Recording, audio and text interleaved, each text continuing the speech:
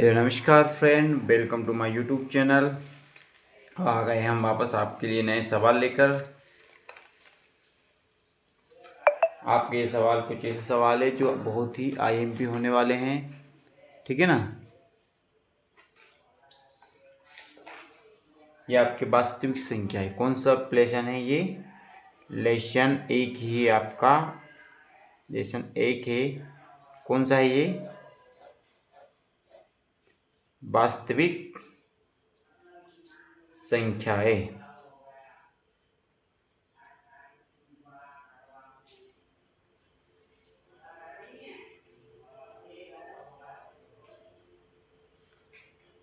ठीक है, जो लेसन एक है आपका वास्तविक संख्याएं है, ठीक है।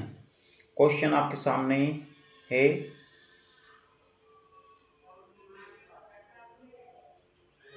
क्वेश्चन है आपके सामने। इन क्वेश्चनों को समझना बहुत ही जरूरी है कि किसे इनको करना है। क्या प्रत्येक धन पूर्णांक? क्वेश्चन पूछा गया है फर्स्ट वाला, क्या प्रत्येक धन पूर्णांक, क्या प्रत्येक धन पूर्णांक 4q+2 के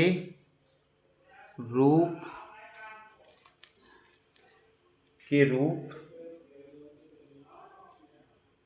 का हो सकता है? क्या प्रत्येक धन पूर्णांक 4q+2 के रूप का हो सकता है? जहां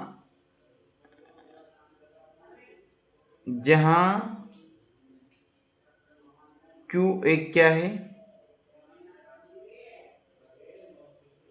पूर्णांक है।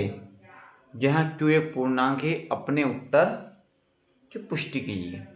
क्या प्रत्येक धन पूर्णांक 4q+2 के रूप का हो सकता है जहां q एक पूर्णांक है?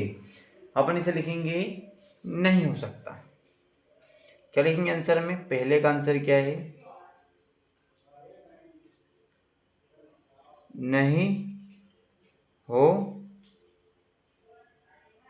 नहीं हो सकता, या फिर अपन लिखेंगे नहीं। ठीक है, क्यों नहीं हो सकता? अपन बोलेंगे क्योंकि यूक्लिड विभाजन प्रमेय के अनुसार। कौन सी? यूक्लिड विभाजन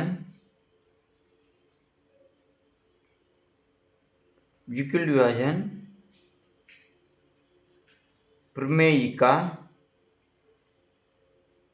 के अनुसार। कौन से यूक्लिड विभाजन जो प्रमेयिका होते हैं उसके अनुसार जो आपका लिखा है 4q+2, तो अपन क्या लिखेंगे इसे? 4 a बराबर लिखेंगे। अपन क्या लिखेंगे? a बराबर 4q+r। क्या लिखेंगे? 4q+r। अब देखिए यहाँ पे अपन लिखेंगे जहां 0 से बड़ा क्या है? 0 से बड़ा है आपका r। 0 से बड़ा क्या है आपका? r, ये r। और r से बड़ा क्या है आपका? 4। ठीक है, अपन बराबर, बड़ा और बराबर भी अपन इसे लिखते हैं। ठीक है, इसका मतलब होता है बड़ा और बराबर। अपन क्या लिखेंगे? तथा जो r है वो क्या है? एक पूर्णांक है। क्या है? पूर्णांक है। अब r के मान अपन कुछ भी लिख सकते हैं।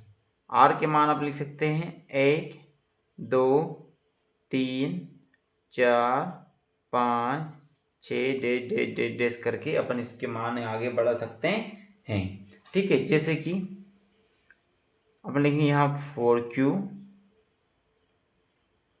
ठीक है, 4q होगा। 4q अब r के आप अपन लिखेंगे 4³ + 1, 4³ + 2 और 4³ + 3 डेट करके अपने यहाँ से आगे भी लिख सकते हैं।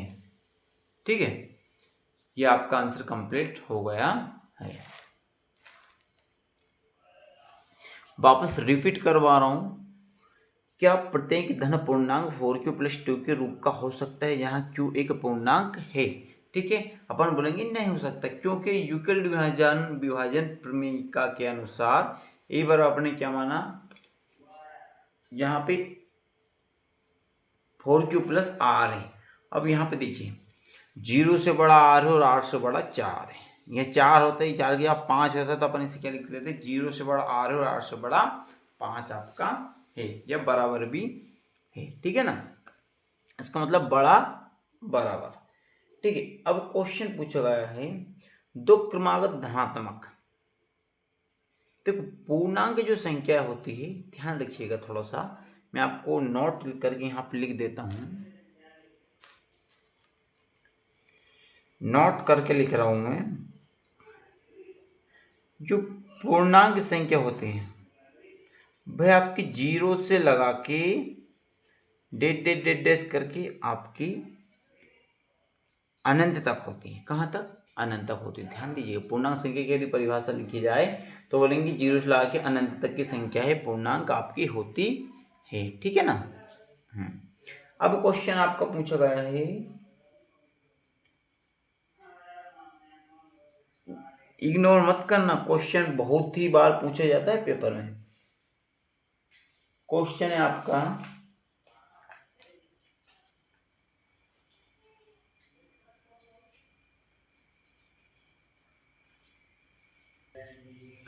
क्या कोई दो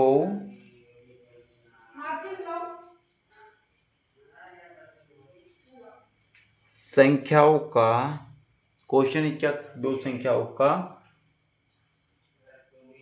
HCF 18 एवं LCM 380 हो सकता है?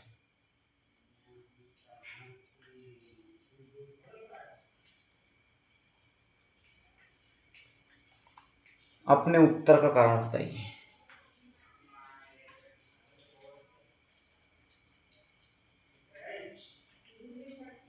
अपने उत्तर का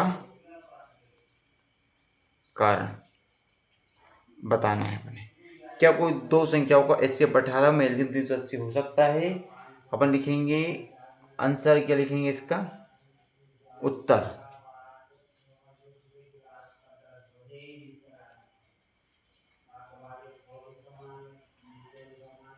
कभी नहीं, कभी नहीं हो सकता, कभी नहीं हो सकता। क्यों नहीं हो सकता? क्योंकि दो संख्याओं का LCM उनके HCF से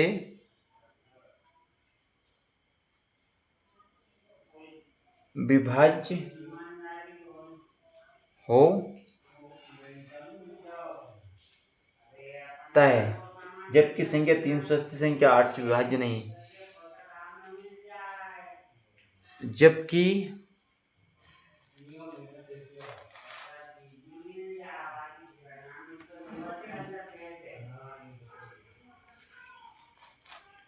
जबकि 380 संख्या 18 से क्या नहीं है, विभाज्य नहीं, कभी नहीं हो सकता, क्योंकि दो संख्याओं को LCM उनके HCF से विभाज्य होता है, जबकि 380 संख्या 18 से विभाज्य नहीं है। विभाज्य का मतलब क्या 380 में 18 का भाग जाता है क्या? देखिए यदि पूरा पूरा भाग यदि जाता है तो इसका हो सकता है, यदि पूरा पूरा भाग नहीं जाता है तो इसका ये नहीं हो सकता है। ठीक है, क्वेश्चन है आपके सामने नेक्स्ट वाला।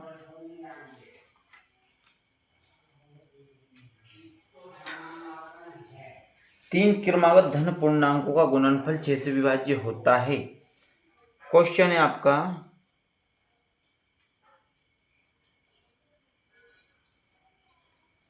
तीन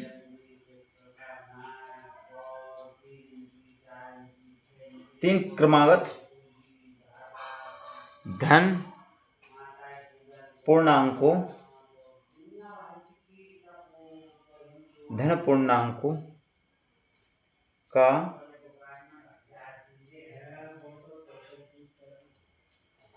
गुणनफल 6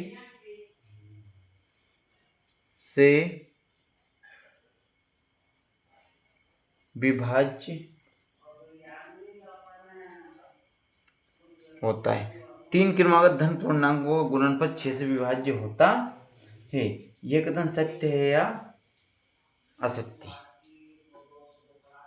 यह सत्य है या असत्य? देखिए समझिए, बात को थोड़ा सा समझने वाली बात है।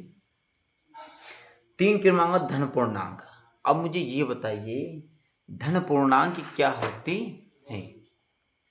पहले तो मैंने आपको बताई पूर्णांक संख्या क्या होती है? जीरो से लगाकर, पूर्णांक क्या होती है? जीरो से लगा के आपकी अनंत तक की संख्याएं होती है। अब धन पूर्णांक का तात्पर्य यह है कि वह संख्याएं जो प्लस में हो, यानी +1 +2 +3 +4 +5 +6, ये होती है आपकी धन पूर्णांक। ठीक है ना? लेकिन क्वेश्चन में क्या कहा है? तीन क्रमागत धन पूर्णांकों का गुणनफल 6 से विभाज्य होता है। अब क्रमागत धन पूर्णांक संख्या, उक्त कथन सत्य है। वो क्या कह रहा है? कथन क्या है?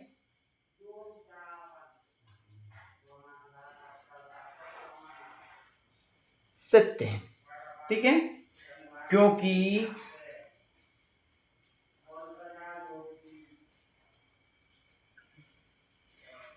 तीन क्रमागत धन पूर्णांक कम से कम एक पूर्णांक 3 से विभाज्य होगा। कथन सत्य है, अपन क्या बोलेंगे? कथन सत्य है क्योंकि तीन क्रमागत धन पूर्णांक। क्यों सत्य है? क्योंकि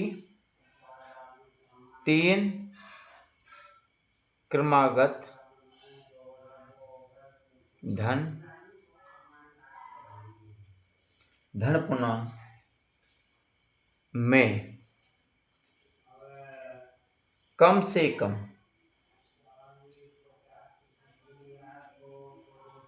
एक पूर्णांक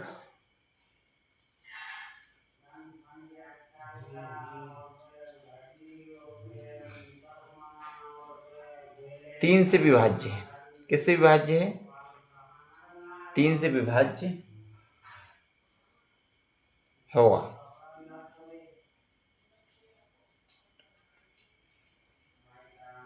एवं एक पद 2 से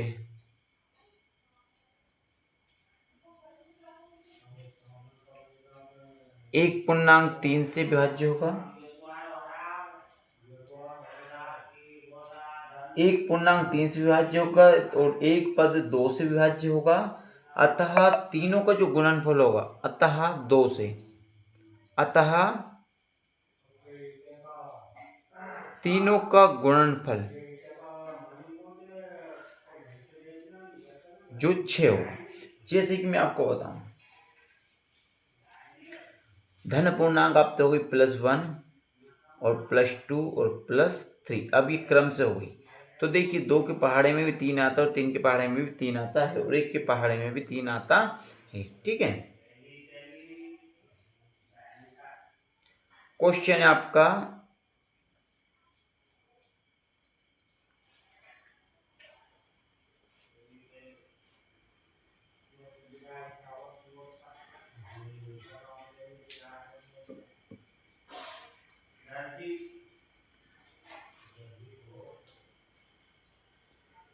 क्वेश्चन क्या कह रहे हैं?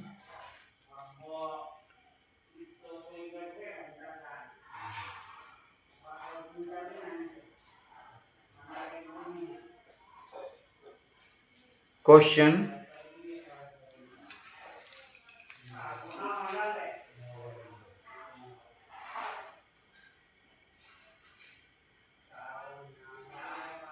क्या किसी धन पूर्णांक का वर्ग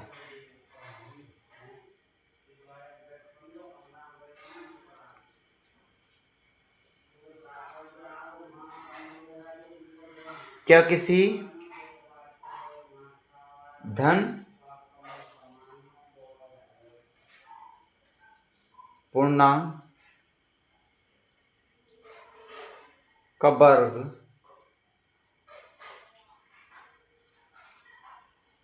3m+2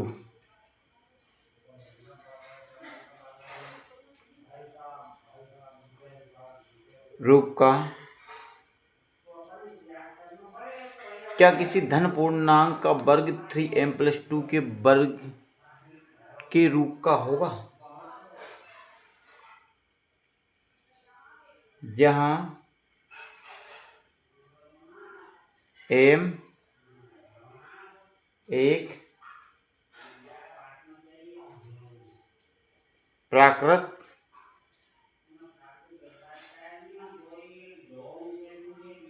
संख्या है।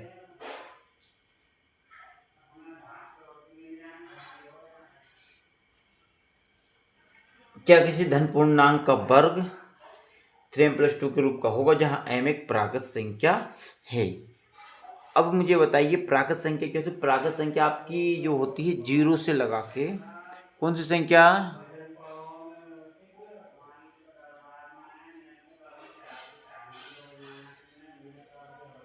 प्राकृतिक संख्या। प्राकृतिक संख्या होती क्या है पहले तो ये पता होना चाहिए आपको। तो मेरा कहने का मतलब ये है, 1 से लगाकर अनंत तक की जितनी भी संख्या होती है सब कौन सी संख्या होती है? प्राकृतिक संख्या होती है। ठीक है ना, अब ध्यान रखिएगा, ये प्राकृतिक संख्या होगी। ये नोट वाली बात होगी, नोट याद इसलिए बताना पड़ेगा, आप भूल जाओगे। अब वो ऐसे कह रहा है किसी धन पूर्णांक का वर्ग 3m+ क्या हो सकता है, तो अपन बोलेंगे नहीं हो सकता। किसी धन पूर्णांक का वर्ग 3m+ के रूप का नहीं होगा, नहीं होगा। क्यों नहीं होगा, इसका रीजन भी अपन बताएंगे। क्योंकि क्यों नहीं होगा, वो इसलिए नहीं होगा क्योंकि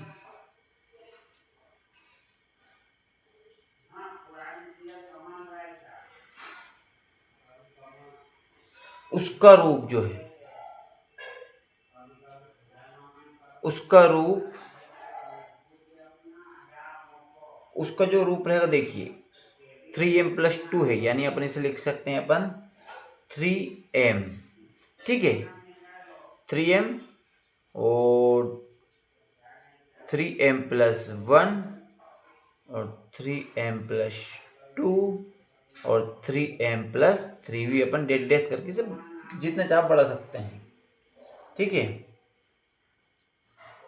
हो सकता है।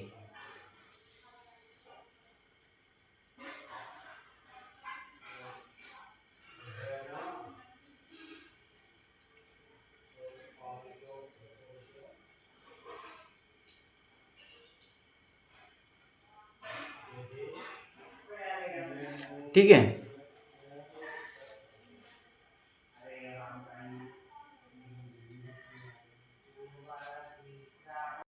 अब क्वेश्चन अपने सामने आता है।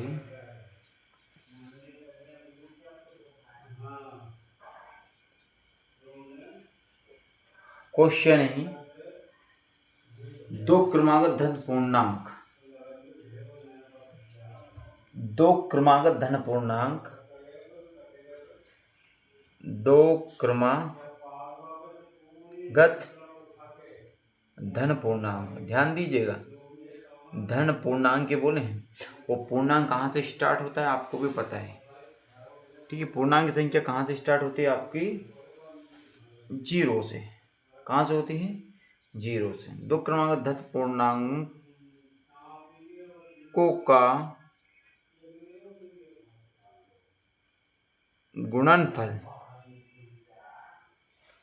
का गुणनफल दो से विभाज्य होता है। ये कथन सत्य है या असत्य है, यह सत्य है या असत्य। ध्यान दीजिएगा क्वेश्चन में है कि दो क्रमागत धन पूर्णांकों का गुणनफल दो से विभाज्य होता है, कथन सत्य है। अब कथन कैसा है, ये सत्य है। उत्तर में क्या लिखेंगे अपन, कथन सत्य है। अब जो कथन सत्य है, अपना कथन सत्य क्यों है, इसका रीजन ये है कि क्योंकि दो क्रमागत पूर्णांकों का गुणनफल, क्योंकि अपन बोलेंगे क्योंकि दो क्रमागत पूर्णांकों का जो गुणनफल होता है, कौन सा फल होता है, गुणनफल का गुणनफल n+1 होगा, n+1 होगा, जहां पर जो n है वो क्या होगा आपका, एक पूर्णांक होगा। क्या होगा, एक पूर्णांक है, ठीक है ना, कोई दिक्कत। यदि n विषम है, मान लेते हैं यदि n जो है विषम है, तो n+1 क्या होगा आपका, सम, ठीक है। और यदि n सम है तो n+1 क्या होगा आपका, विषम, ठीक है। इस प्रकार इसीलिए दो क्रमागत पूर्णांकों का गुणनफल दो से विभाज्य होता है, ठीक है। यहाँ पे लिख देना, दो क्रमागत धन पूर्णांकों का गुणनफल दो से विभाज्य होता है। बस सिंपल सी चीज है। वो है क्वेश्चन आपके, बहुत बढ़िया।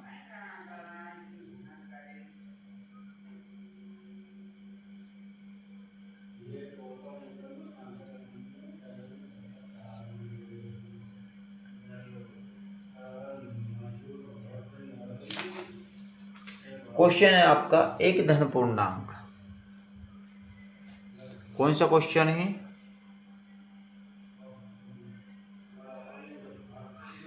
एक धन पूर्णांक 3q+1 के रूप का है। कौन से रूप का, के रूप का है, जहां q क्या है, q एक नेचुरल संख्या है, यानी प्राकृत संख्या है। क्या आप इसका वर्ग है, क्या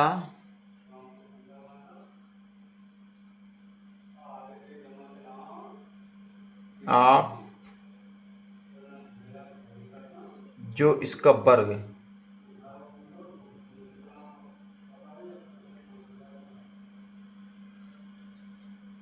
थ्री प्लस 3m+1 के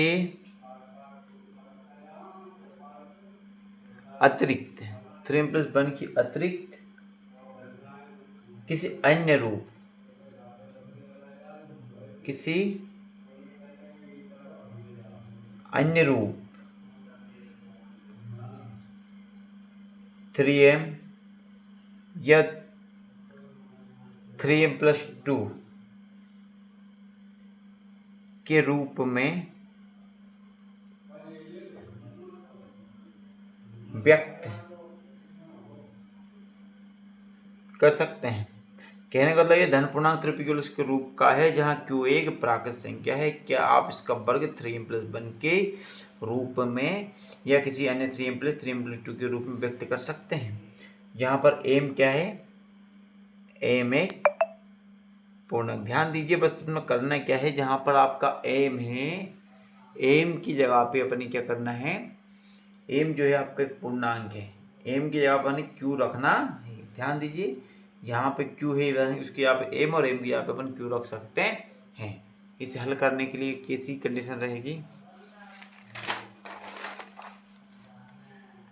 बस करना क्या, नहीं, क्या बोला गया, नहीं, नहीं कर सकते। क्यों नहीं कर सकते, क्योंकि अब देखिएगा 3q+1, क्या आपका 3q+1, इसका यदि अपन क्या करते हैं, वर्ग करते हैं, क्योंकि इसने क्वेश्चन में बोला है वर्ग, क्वेश्चन में क्या बोला है, वर्ग का बोला है, तो अपन क्या करते हैं, इसका वर्ग करते हैं। अब वर्ग करेंगे अपन तो इसका वर्ग करने पर आपको क्या आ जाता है, आपका आ जाता है 3q+1 इंटू 3q+1, 3 का 3 अगर 3 तिया 9, q का q में q², 3 का इसमें करा तो 3q, और 1 का फिर इसमें करा तो 3q, और 1 का 1 में करा तो 1। कोई दिक्कत नहीं होनी भी नहीं चाहिए, क्योंकि क्वेश्चन है जो है मैं आपके सामने बता रहा हूँ, इसको इस तरह अपन ने खोल के रख दिया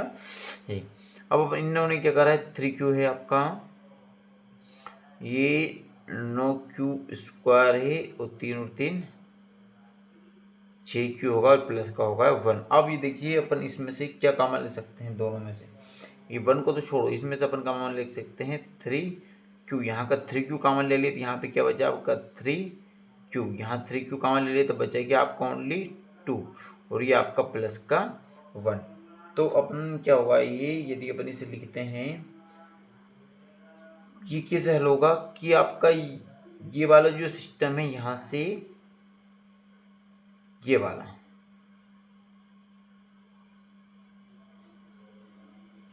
ये वाला जो सिस्टम है, इसकी जगह पे पूरे की जगह पर हम क्या लिखेंगे, m, क्या लिखेंगे,